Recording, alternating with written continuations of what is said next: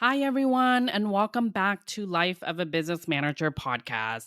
I'm your host, Sina Chan. I took a week off last week. It was so busy at work, but we have a special episode for you today. So let's dive in. We will be talking about 4 scenarios. You can call them fire drills as well, that I deal with daily as a business manager. These examples are fire drills, meaning they can stop operations for a business and have potential financial setbacks. How you as a business manager handle and resolve the operational issues that can make or break a business is important to help a business maintain operating. As a business manager, we need to make quick, effective, and strategic decisions for areas that we support.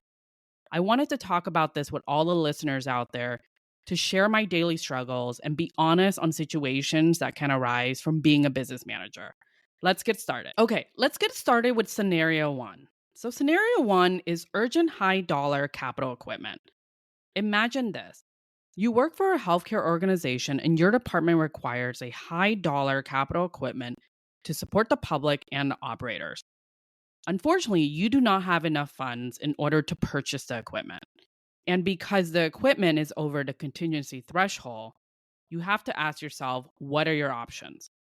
This is a situation that I deal with daily, weekly, and monthly, and I have to decide quickly. So I ask myself, what do I do? The first thing to do is to ask questions to the operators and analyze their needs. For example, some of the questions to ask your operators are: when is the case? How long do you need the equipment for? Is this a one time use? Is there another equipment we can use in replacement of the request? These are 4 crucial questions to ask the operators and assess their needs because you're trying to analyze: how many times do you need this equipment? Can you just bring in a loaner in from a vendor? Can you replace this equipment with what you have currently on site? Once you have the questions answered, then you contact the vendor to see what are your options from them.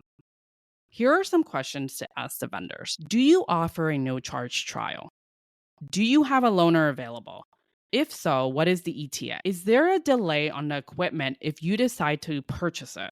And then the last question is, do you have the equipment available from another organization to provide? These questions are important because the vendor can solve your scenario for you. If they have a no charge trial and that is the quickest option for you to resolve this situation, bring in the no charge trial and then you have the equipment to support the operators. If they have a loaner available, that's great. Then there's no cost to you. If you need to purchase the equipment, you have to analyze how many times you actually need it throughout the year. So these are questions that I think are just so valid when it comes to this type of scenario. Once you get the answers from the vendors on all these questions, then you can decide what are your options. Here are some solutions to decide once you've analyzed everything. Let's start with the first one. If there's another equipment in replacement of this request, that is the most suitable option because then there's no cost for you and you don't need to wait on delivery.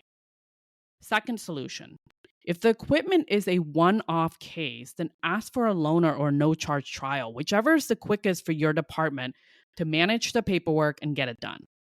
The third solution is if the equipment will be used throughout the year, then it might be best for you to ask for a capital purchase. Or you can lease it, or you could rent the equipment. Sometimes vendors will offer I wouldn't say a layover payment plan, but a late payment plan where you could pay later if you don't have any cash right now. Okay, let's go to the next scenario two, which is unexpected expenses blowing your budget. Imagine this: you work for a healthcare organization and your department requires an urgent service agreement or repair for a broken equipment. This is urgent to support the public and the operators. Unfortunately, you do not have enough funds in your operating budget to purchase a service agreement or even pay for the repair because it will put you over budget. So you ask yourself, what are your options? Here are some questions to ask your operators. Is this a one-time repair? Or is this equipment known for breaking down? When do you need the service agreement? Is there another equipment we can use in replacement of the request? These are good questions to ask the operators because you're trying to assess the situation.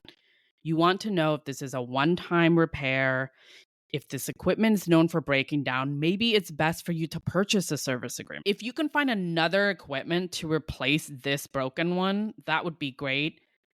I put that as the last question to ask operators because I've never been able to find another equipment to replace the broken one. Here are some questions to ask the vendors. How much is the service agreement and what are the terms? How much is it to repair the broken equipment? Can you please provide a repair history for this equipment? You want to see if there is a history of this equipment breaking because it might not be best to put all your purchases in this equipment. The last question to ask the vendors, do you have a loaner available? Loaners availability.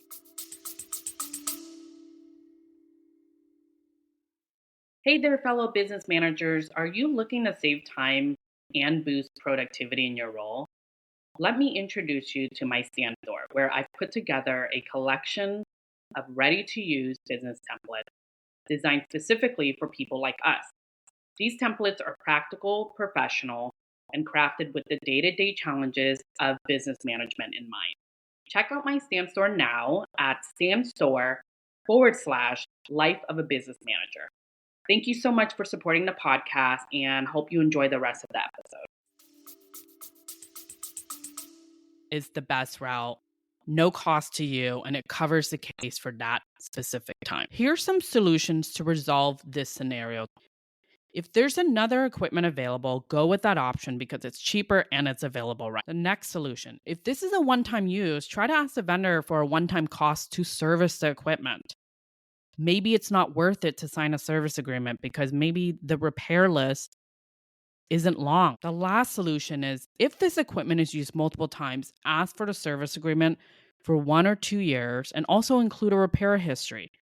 Even if it puts the budget over, you as a business manager have to support the operation. Okay, so the next scenario is scenario 3, which is vendor credit hold due to lack of payment from the AP department. Imagine this, you work for an organization and your department is put on a credit hold from a vendor, so now you can't support your operators because the vendor won't come out to support the organization due to this credit hold. So you ask yourself, what are your options? Here are some questions to ask the operators. Who has the invoice? Who can sign it for payment? And can the procurement director ask the vendor to remove the credit hold? Here are some questions to ask the vendor. Ask the vendor to remove the credit hold as a courtesy. Most large organizations, from a customer service perspective, the vendor should just remove the credit hold. If not, ask the vendor to remove the credit hold if paid within 2 weeks. This forms a negotiation factor with the vendor, so it gives you some time to handle this urgency. Also, ask the vendor how much money is owed from the organization. Are we talking less than $5,000 or 6 figures owed? There's a big difference when it comes to the urgency of the invoice. The last question is, where are the invoices sent and what address? And I bring up this question because in a large organization, there's multiple addresses that are available for vendors to send invoices to. I've experienced this in my own situation where invoices are sent to addresses that I've never even seen before, and then we don't see the invoice, so then we are put on a credit hold. Here are some solutions to resolve this credit hold scenario. The first one is to work with your AP department to process payment as soon as possible, or an overnight payment. Second one is to notify the vendor and the operators of status update throughout this whole scenario. And the third solution is to follow up on who can help manage these invoices moving forward so then you don't get into this type of situation again. Okay, everyone, we are in our last scenario 4, which is urgent business advisor due to operational issues. Imagine this. You work for an organization and your department is dealing with staffing issues, for example, lots of leave of absences, sick calls, or employees not performing. So you need to request additional people with senior leadership. So you ask yourself, what are your options, especially since your operating budget is lean and requesting more people might not look great during this time of the year. So I asked myself, what do I do? Here are some questions to ask the operators. How many people do you need and for how long? Is there someone that can do the work? When are the LOAs back? Do you have dates to provide to senior leadership?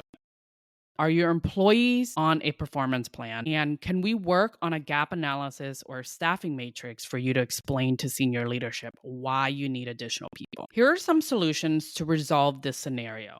Let's start with the first one.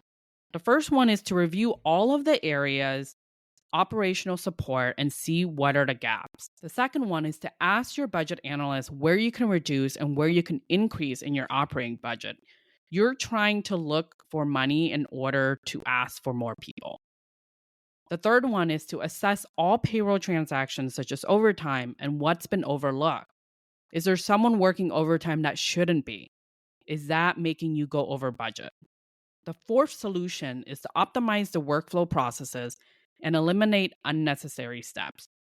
Review your operational daily and see exactly what type of work can be processed differently and eliminate the ones that can be eliminated. The fifth one is to outsource non-core activities to third-party providers. Sometimes certain roles are better to outsource. And the last one is to continuously review operational data to identify any pain points and improvements that you can help in your operating budget. And there you have it, everyone. These are the 4 scenarios that I've had to deal with as a business manager. I hope this helps you at least provide some sort of solution for any of the situations you deal with daily as a business manager. If you enjoyed today's episode, don't forget to subscribe, share it with fellow business managers. Until next time, goodbye, everyone. Hi, everyone. Just a reminder, the content provided in our podcast is for informational purposes only and should not be construed as professional advice. Listeners are encouraged to consult with appropriate professionals before making any business decisions based on the information provided in the podcast. We do not endorse any products or services mentioned unless stated in any of our episodes. Thank you for listening.